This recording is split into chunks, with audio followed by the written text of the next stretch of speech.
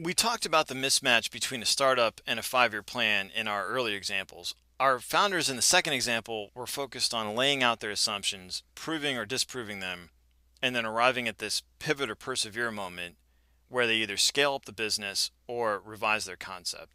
This is what I would call iterative management.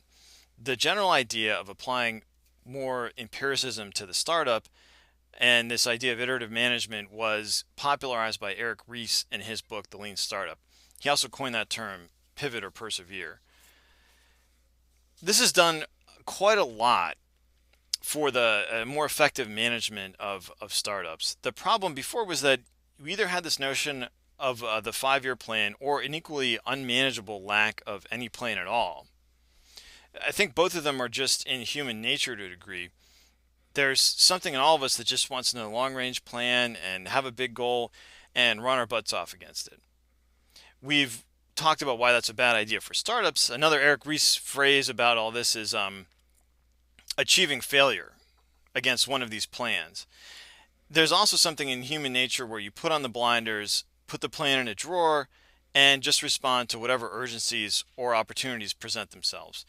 The great thing is that there was a terrific alternative all along: science. In science, you have an idea, you develop a hypothesis, that's the set of assumptions we talked about in our example. You design an experiment, and that's the business of validating or invalidating your assumptions. You make sure you've designed your validation to get definitive results, and then that should allow you to analyze and then prove or disprove your idea. If you disprove it, you go back and you revise. If you prove it, you proceed, scale up the business. There are a few tools out there to help you do this. This is a simple table to organize your assumptions. I personally think the priority column is really important. You want to put the assumptions that are most pivotal and easiest to prove at the top, then work your way down.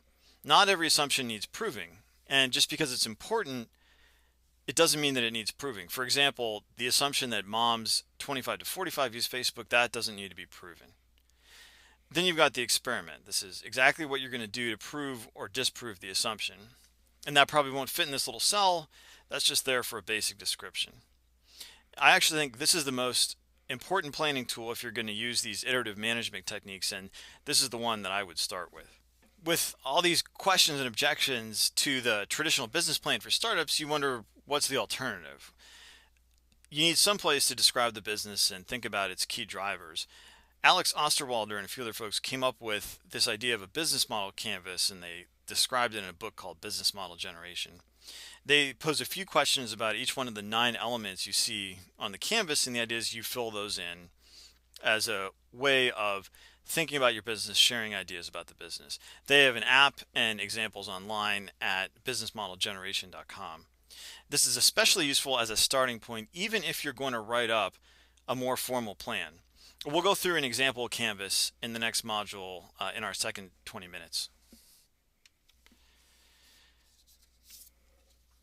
You do need a place to keep track of the money. You need to look at your books in some kind of GL, of course, like QuickBooks, and then you need something to look at the business on a forward basis, usually a model in Excel. The planning part is important, and detail is also important here. You want to have a viable financial plan so that you don't have to worry about money day to day.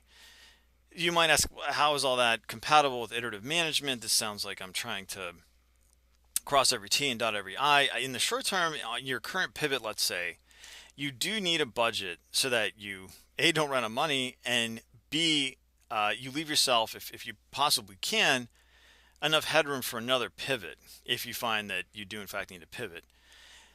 In the long run, you also want some tools to take a look at extrapolating what the business would look like at a large scale, particularly once you start to understand your individual unit economies.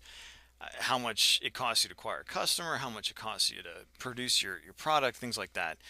And all that is compatible with this idea of iterative management. You just don't want to waste a lot of time detailing things where your actual visibility is low, where you really just don't have the significant digits to put into the model.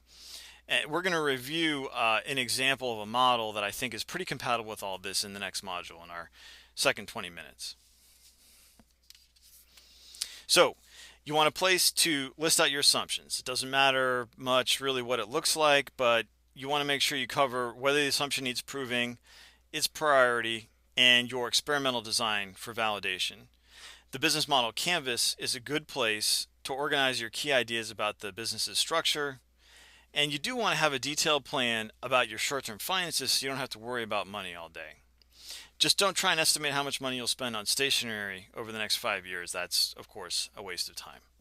Let's recap with the key questions you want to ask yourself over the course of an iteration. First, with your idea, you want to ask yourself, do I have real evidence from my buyer that this is compelling?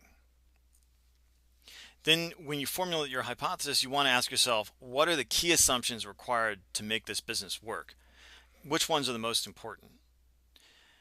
Next, you want to design your plan to validate these assumptions or invalidate them. So you ask yourself, how do I definitively prove or disprove the most important assumptions with a minimum of time and effort? When you're running your experiments, you want to make sure day to day that you're focused on proving out your business model and not just responding to urgent things that come up. Then, if your experimental design is good, you'll be able to look at this stuff and figure out, is it true or untrue? Is there business here or not? If there isn't, you pivot, you reformulate your idea, and if there is, great, you persevere and you start scaling up the business.